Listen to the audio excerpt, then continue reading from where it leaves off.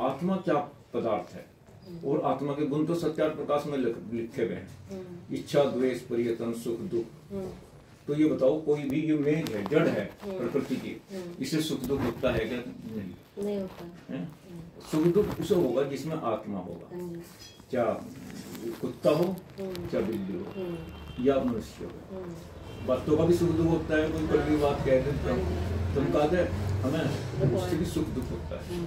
तो वो आत्मा क्या चीज है जो इस शरीर में रहती है, ये आपको बताया किसी ने?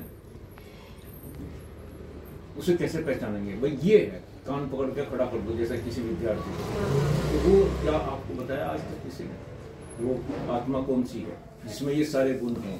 भाई चेक कर, ये भी तो अगर वो ही कोई है तो उसमें सारे गुण मिलने चाहिए। तो वो बताया आपको आज तक किसी ने?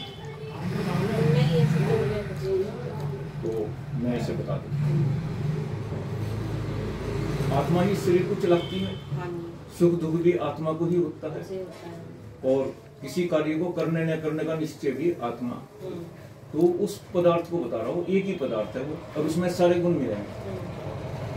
तो हम मैं शब्द है इस्तेमाल होता है, मैं शब्द जो है शरीर के लिए भी होता है, और शरीर में रहने वाली जो आत्मा है उसके लिए भी मैं शब्द का प्रयोग होता है। मैं अपने आप में एक सर्वनाम, और सर्वनाम की परिभाषा ये होती है कि सर्वनाम वह शब्द है जो किसी नाउन के स्थान पर प्रयोग किया जाता है। नाउन के स्थान, जैसे बोतल है, इसकी तो ये नाउन हुई, बोतल हुई, तो मैंने इसे कहा इसे उस कमरे में ले जाओ, नाम तो नहीं लिया बोतल का, लेकिन मैंने जो इसे भी तो एक प्रोनाउन है, इसको उधर रख दो। तो ये प्रोनाउन से क्या समझा जाएगा? जिसकी तरफ उंगली उठ रही, तो बोतल जो है इसे कह रहे हैं उठाकर रखने की। तो मैं शब्द जो है, मैं भी तो एक प्रोनाउन है। तो प्रोनाउन शरीर के लिए भी यूज होता है। जैसे आज मेरे कपड़े प्रेस नहीं थे, मैं सभा में अच्छा नहीं लग रहा था, या दाढ़ी बड़ी हुई थी, मुख्य बात है। अब इसमें मैं शब्द जो है शरीर में रहने वाले के लिए भी प्रयोग होता है। तो जैसे मुझे प्यास लगती, तो यहाँ शरीर में रहने वाले के लिए प्यास अनुभव किसे होगी? आत्मा को तो होगी। तो अब मैंने कहा मुझे प्यास लग रही है, तो मैं, इसमें मुझे का मतलब है मैं, तो मैं शब्द हम जिसके लिए प्रयोग कर रहे हैं वो आत्मा है। जैसे हाथ मैंने ऊपर उठाया, तो मैंने कहा मैंने हाथ ऊपर उठाया, तो पूछा हाथ किसने ऊपर उठाया? तो मैं कहूंगा मैंने।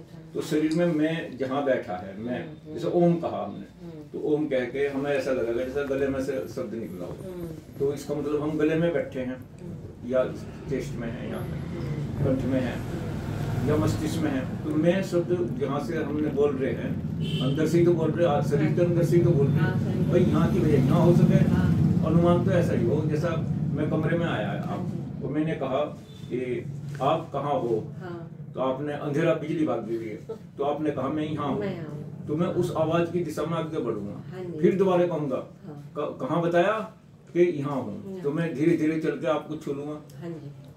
तो इस तरह से आत्मा जो है इस शरीर में रहता है। हम ये कहें कि और हम खुद ही जानने वाले हैं, खुद ही बोलने वाले हैं, तो और भी जल्दी उसके नजदीक हैं। हम खुद ही तो आत्मा है। तो मैं मान लिया मैंने मन से वो ओम ओम का जप किया, तो इसका कर्ता कौन है? पहले इच्छा होगी, इच्छा भी तो आत्मा के अंदर होगी। तो मैं ओम का जप करना चाहता हूँ, तो ये मैंने ओम कहा, तो ओम जिसने कहा वही तो आत्मा है। और सुख दुख भी, जलेबी खाई, चाट खाई, तो चाट खाने से जिसे सुख मिला, तो वही तो आत्मा है। तो अब उस आत्मा में मैं के अंदर ये सारे गुण चेक कर लो, आप हैं या नहीं है। तो यही आत्मा है, और इसमें आत्मा के सारे गुण मिलेंगे। जैसे निश्चय करना, आपने निश्चय करा भाई आज हरिद्वार जाएंगे, तो जिसने निश्चय किया वो आत्मा है।